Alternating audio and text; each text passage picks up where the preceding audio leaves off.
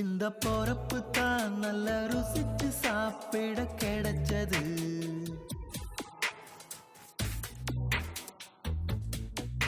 அத நினைச்சுத்தான் மனம் உலகம் முழுவதும் பறக்குது. அட சுட சுட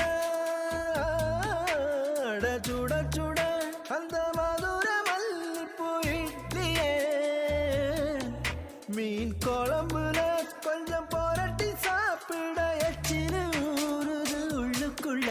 இந்த பொறப்பு தான் இந்த பொறப்பு தான் நல்ல ருசிச்சு சாப்பிட கிடைச்சது.